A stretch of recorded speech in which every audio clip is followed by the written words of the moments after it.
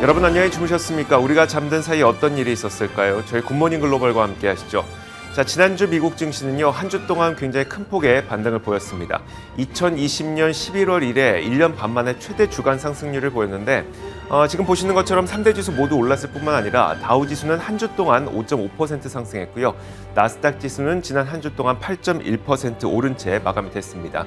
자, 그렇다면 시장이 왜 올랐을까요? 시장의 가장 큰 불확실성이었던 연준의 금리 인상이 결정되고 본격적인 금리 인상기에 들어가게 되면서 이제는 금리 인상의 횟수까지도 비교적 명확해지고 있는 상태죠. 그러다 보니까 불확실성이 크게 해소되면서 시장이 강력하게 반등할 수 있었습니다. 루스홀드그룹 수석 투자 전략가도 이 시장에 대해서 명확한 분석을 내렸는데요. 위기가 처음 발생하면 시장은 충격이 크지만 이 위기에서 빠져나올 때 시장은 격렬하게 반등한다고 설명했습니다. 지난 한 주간의 움직임을 아주 명확하게 표현해주는 한마디였던 것 같습니다. 자, 여기에다가 러시아가 이 지난주에 만기 예정이었던 1억 1,700만 달러 규모의 국채 이자를 디폴트 없이 막았다는 소식도 긍정적이었었고요. 바이든 대통령과 시진핑 국가주석이 우크라이나 사태에 대해서 논의한 결과 양국 모두 평화를 지켜야 되는데 동의한다는 내용도 아마 시장에는 긍정적인 심리를 불러일으켰던 것으로 보입니다. 자, 이렇게 지난주에는 불확실성이 해소되면서 급격한 반등을 보였습니다. 자, 그렇다면 이번 주는 어떨지도 한번 준비해봐야 되겠죠. 지난주 마감 시황부터 확인해 보도록 하겠습니다. 전체리 앵커입니다. 네, 금요일 미국 증시 마감 상황 정리해 드리겠습니다. 금요일까지 미국 증시는 이렇게 4거래일 연속으로 오름세를 나타냈습니다. S&P 500 지수와 나스닥 지수가 각각 한 주간 6% 그리고 8%대 급등을 하면서 재작년 11월 이후 최고의 한 주를 보내기도 했는데요. 이날도 시장은 연준의 향후 금리 인상 행보 그리고 우크라이나 이슈를 주목하면서 움직였습니다. 일단 금리 인상 이슈에 대해서는 연준 인사들의 매파적인 발언이 이날도 줄줄이 이어졌습니다. 일단 연준 내 가장 대표적인 매파적 인물로 꼽히는 사람 제임스 블러드 세인트루이스 연은 총재가 현재 금리 수준이 너무 낮다면서 올해 3% 정도의 금리 인상이 필요하겠다라고 이야기를 했고요. 그리고 크리스토퍼 월러 연준 이사도 이날 CNBC와 인터뷰 자리를 가졌습니다. 이 자리에서 이번 회의에서는 우크라이나 리스크를 감안해서 25bp 인상을 지지했지만 향후 인플레이션 압박이 심해지면 50bp 금리 인상까지도 필요하겠다라고 강조를 했습니다. 연준 위원들의 매파적 발언이 줄줄이 이어지면서 오는 5월 FOMC 회의에서는 50bp 인상 가능성이 커지고 있지만 다행히 금요일 시장은 여기에 흔들리지 않고 잘 올라주는 모습이었습니다. 그 밖에 이날장에서 눈에 띄었던 몇 가지 헤드라인들 확인해 보겠습니다. 일단 러시아와 우크라이나 사태 여전히 뚜렷한 돌파구를 찾지 못하고 있죠. 주말 사이에도 4차 평화협상에 대한 양국의 평가가 엇갈린다라는 소식 들려왔습니다. 러시아 측에서는 평화협상에 진전이 있었다고 주장을 하지만 우크라이나 측에서는 제자리 걸음이다라는 평가를 하고 있죠. 점점 이 시장으로의 타격이 줄어드는 분위기이기는 하지만 주말 사이에 골드만삭스가 시장이 지금 우크라이나 위기를 너무 간과하고 있다라고 경고를 하기도 한 만큼 앞으로의 추이 조심스럽게 지켜볼 필요가 있겠습니다. 그런 가운데 유럽의 주요 국가들에서는 스텔스 오미크론이라고 불리는 이 새로운 변이 바이러스가 확산되면서 확진자 수가 다시 반등하고 있다라는 것도 이슈입니다. 특히나 영국과 프랑스, 독일에서 급속도로 늘어나고 있다고 하니까 예의주시해볼 필요가 있겠습니다. 또 마지막으로 러시아가 디폴트 위기를 모면했죠. 이 점 증시에는 긍정적으로 작용했다라는 풀이입니다. 종합을 해보자면 금요일에는 어떠한 뚜렷한 호재나 악재가 있었다기보다는 FOMC 이후에 안도 랠리가 이어지는 가운데 러시아의 디폴트 모면 소식까지 시장 상승에 힘을 보탰다라고 해석해 볼 수 있겠습니다. 자, 이런 재료들 속에서 섹터와 종목별 분위기 어땠는지 확인해 보겠습니다. 보시다시피 기술주와 빅테크 쪽으로 매수세가 강하게 유입되는 하루였는데요. 유틸리티와 에너지 섹터를 제외하고는 9개 업종이 상승 마감했습니다. 특히나 기술주 내에서는 애플과 세일즈포스 각각 2%, 0.9% 오르면서 다우지수 상승을 주도해간 종목들이었고요. 또 세일즈포스와 같은 소프트웨어 테마 내에서는 페이콤, 포티넷 각각 5% 내외의 급등세를 연출했습니다. 반도체 테마 내에서는 엔비디아가 6.8% 급등세를 시현했고요. 또 커뮤니케이션 섹터로 와서는 메타가 4% 강세를 연출하는 하루였습니다. 바로 옆에 시클리컬 쪽으로 와서는 테슬라 역시도 3.8%의 강세를 연출해줬는데 모건 스탠리의 아담 조나스가 비중 확대 의견을 재확인시키면서 목표 주가를 1,300달러로 상향 조정시켰습니다. 여기에 힘입어서 4% 가까이 급등을 했고 900달러 선을 회복한 채 마감했습니다. 또 같은 전기차 테마 내에서 리비안, 루시드 역시도 각각 8%, 4% 정도의 동반 강세를 연출하는 하루였습니다. 이 아래쪽에 와서 헬스케어 테마로 와서는 모더나 역시도 굉장히 강한 하루였습니다. FDA의 4차 백신 접종, 즉 두 번째 부스터샷에 대한 승인을 신청했다고 하는데요.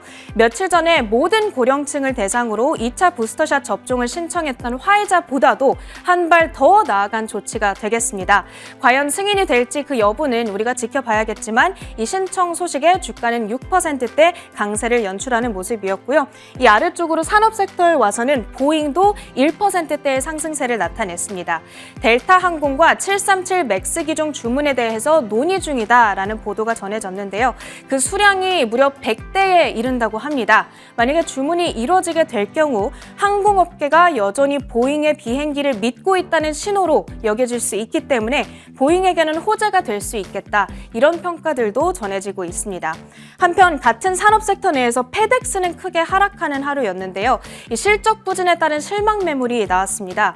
3분기 순이익이 예상치를 하회했고 이에 대해서 사측에서는 오미크론 확산으로 인한 고객 수요의 감소를 원인으로 들었습니다.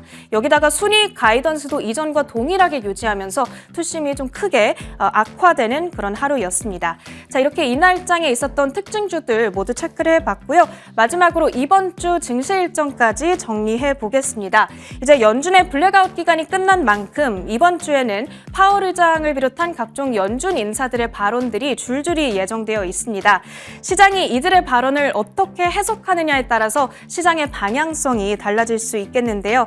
만약에 지난 금요일처럼 매파적 발언에도 민감하게 반응하지 않는다면 계속해서 이번 주에도 반등 시도가 나올 수 있겠다. 이런 기대감도 나오고 있는 상황입니다. 관련해서 주목해 보셔야 될 연설 일정 좌측에 주목을 해봤고요. 그리고 우측에 나이키, 어도비 정도의 실적을 이번 주 체크해 보셔야겠습니다. 한 주간의 증시 일정까지 정리해드렸습니다.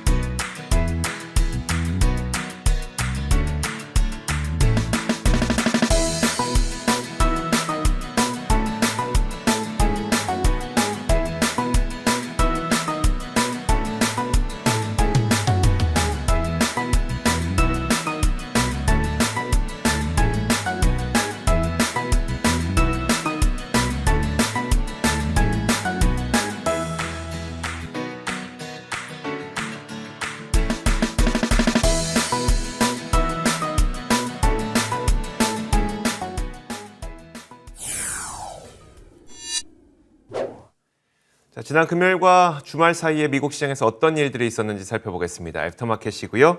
신한금융투자 WM 리서치부 최진석 팀장 함께하겠습니다. 어서 오세요. 안녕하십니까? 네, 안녕하세요.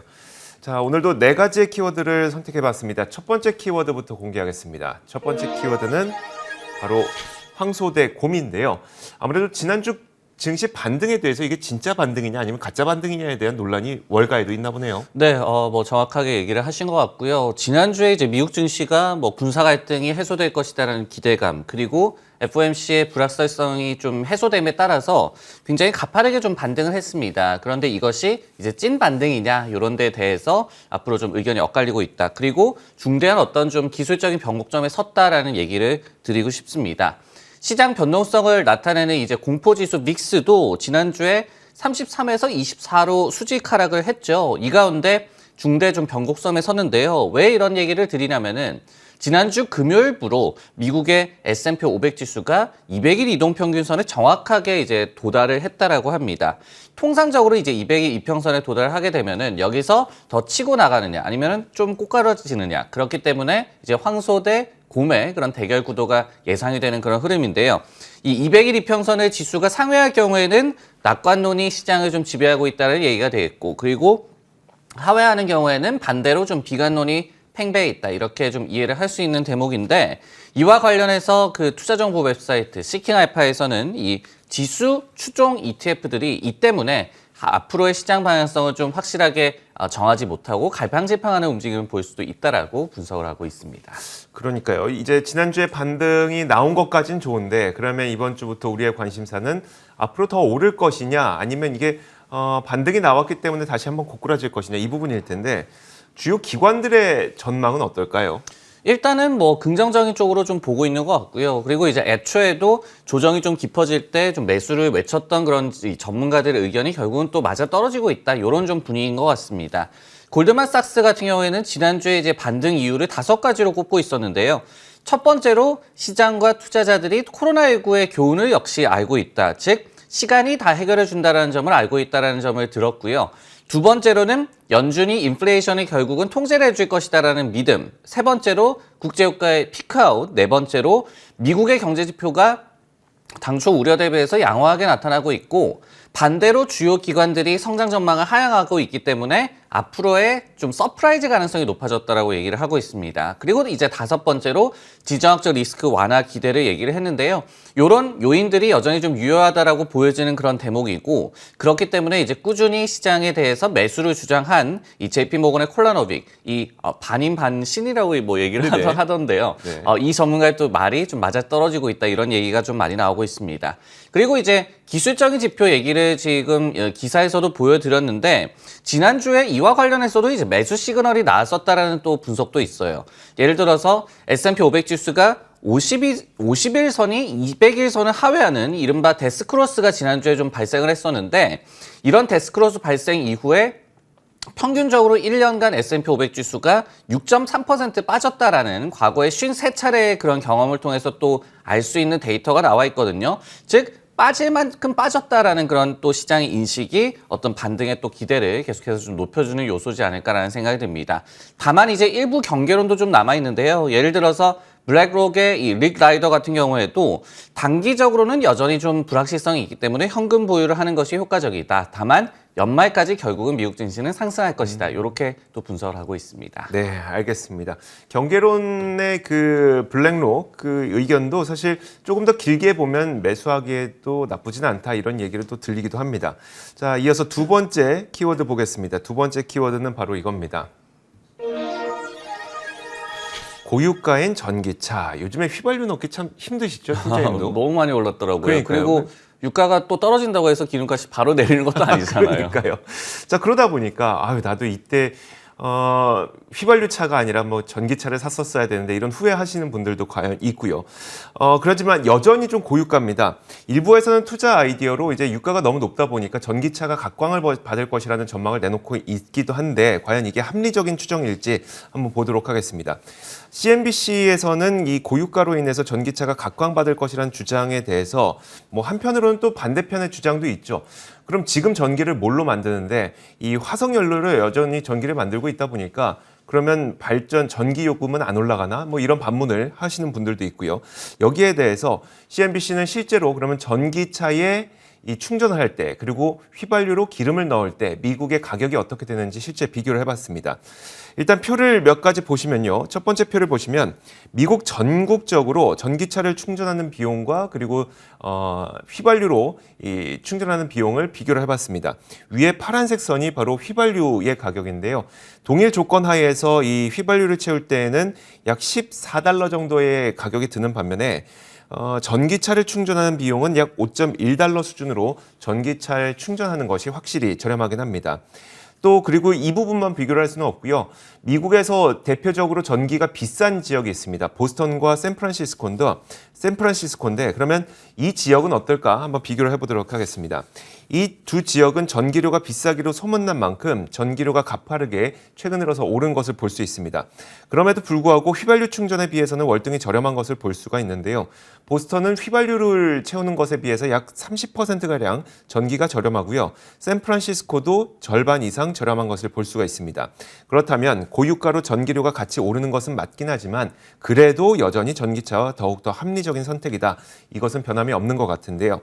자, 제프리스에서는 전기차를 소유하고 운영하는 데 들어가는 비용이 내연기관에 비해서 약 4,700달러 정도 저렴하다고 분석을 했습니다. 그리고 앞으로 전기차의 대량 생산이 늘어나면 배터리 가격도 하락할 테니까 앞으로 전기차가 내연기관차에 비해서 더 저렴해지면 저렴해졌지 더 비싸지진 않을 것이라고 전망을 하게 됐는데 저도 이제 합리적으로는 좀 납득이 되거든요. 고유가엔 전기차가 각광받을 것이라는 이 투자 아이디어에 대해서 월가에서는 어떻게 보고 있을까요? 뭐 충분히 일리 있는 로직입니다. 하지만은 그렇다고 하더라도 섹터 내에서 선별하는 것이 필요하다. 왜냐면은 유가가 모든 것을 말해주지는 않기 때문이다. 이런 얘기가 있고 그렇기 때문에 답은 테슬라다. 뭐 이런 얘기도 좀 많이 나오고 있는 것 같습니다. 왜냐면은 이렇게 고유가는 맞는데요. 이 공급망 차질 이슈도 자동차 업체들이 계속해서 좀 시달리고 있고 그리고 금리 인상기에 좀 접어든 상황이죠. 그러다 보니까 신흥 전기차 업체 그리고 이익을 못 내는 성장주에는 좋지 않은 환경이다. 이런 분석들이 나오고 있기 때문입니다. 예를 들어서 이제 인터랙티브 브로커스라는 기관에서도 테슬라만 어떤 좀 유효한 사업을 갖고 있다라고 얘기를 하면서 나머지는 다 컨셉 주식에 불과하다. 이런 표현을 또 쓰기도 했고요. 실제로 뭐 테슬라도 알루미늄이 뭐 부족하다 이렇게 좀 공급망 차질 이슈를 겪고는 있지만은 루시디 같은 경우에는 실제로 올해 생산량 전망을 하향 조정을 했었고 그리고 리비안도 물론 뭐 테슬라도 가격을 올렸지만은 리비안은 가격 인상 발표를 하고 나중에 철회를 했는데 단기 급락세가 나타나기도 했었죠. 이런 부분들을 봤을 때 이들 기업들은 아직까지 좀 불안하다라는 그런 얘기를 드릴 수가 있겠고 실제로 투리스트 같은 기관에서도 소형 신흥 전기차 업체들은 생산 프로세서와 관련한 경험이 부족하다. 그렇기 때문에 불리한 환경이다. 이렇게 또 분석을 제시하고 있습니다. 네, 알겠습니다. 자, 이렇게 두 번째 키워드까지 만나봤습니다. 이어서 세 번째 키워드 공개하겠습니다. 세 번째 키워드는 뭐냐면 바로 이겁니다. 자, NFT 살아있네 이건가요? 맞습니다. 맞습니까? NFT 모멘텀이 아직도 뭐 살아있네 이런 생각을 하게 되는 그런 시장에 좀 반응이 나와서 소개를 해드릴까 하는데 게임스탑 얘기입니다. 지난주 금요일에 그 게임스탑의 주가가 한 3.5% 정도 상승을 했는데 물론 이제 시장 전반의 우호적인 분위기에 좀 편승을 했다라고 보여지는 그런 대목이지만은 NFT 모멘텀도 한몫을 한 결과라고도 말씀을 드릴 수가 있겠습니다. 전일장 마감 이후에 이 게임스탑이 부진한 분기 실적을 발표를 했어요. 매출은 컨센서스를 상회를 했지만은 이익 부문에서 그러니까 시장은 주당 순이익 0.85달러를 예상을 했는데 실제로는 순손실 1.94달러가 나왔습니다. 그러면서 공개 직후에는 시간의 거래에서 주가 급락이 나타나기도 했었어요. 하지만은 투자자들은 이 GME의 NFT 시장 진출에 더 주목한 그런 모양새였는데요. 왜냐면은 이 어닝스 콜에서 경영진이 이더리움 레이어 2 네트워크 개발사인 이뮤터블 X와 협업을 해서 오는 7월 말에 NFT 마켓플레이스를 출시하겠다라고 얘기를 했습니다. 그러면서 또 경영진은 이를 위해서 블록체인 게임, 전자상거래 그리고 관련 기술 등의 경험이 있는 직원들을 10수명을 고용을 했다. 이렇게 또 발표를 전하기도 했습니다. 뭐 한때는 밈 주식의 대표 주자였던 게 바로 게임스탑이죠. 밈 주식 열풍을 일으켰던 게 또 게임스탑이기도 하고. 자, 근데 요즘엔 또 시장 관심 많이 떨어졌단 말이에요. 그러면 이제 게임스탑에 대해서 요즘에 월가의 평가들은 좀 어떤 상태일까요? 네, 이 NFT와 일단 관련해서 말씀을 드리면은 이게 처음에 얘기가 나온 거는 월스트리트저널에서 연초에 보도를 했거든요. 네.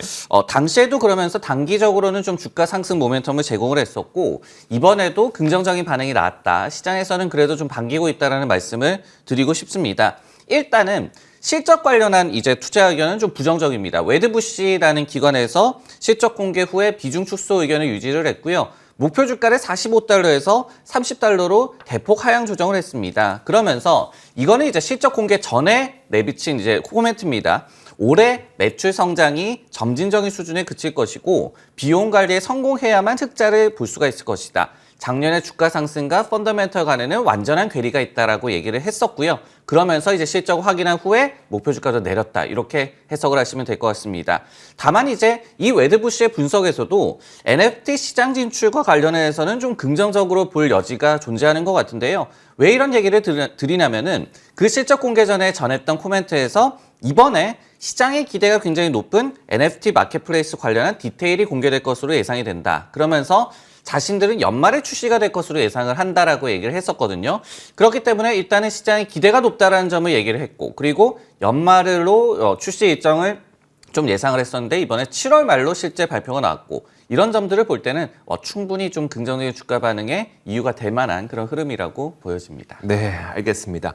자, 이렇게 저희가 세 가지 키워드를 살펴봤고요. 이어서 마지막 키워드 공개하도록 하겠습니다. 마지막 키워드는 바로 이겁니다. 주말 사이에 나왔던 소식이었었는데요. 포르쉐 애플카라는 키워드입니다.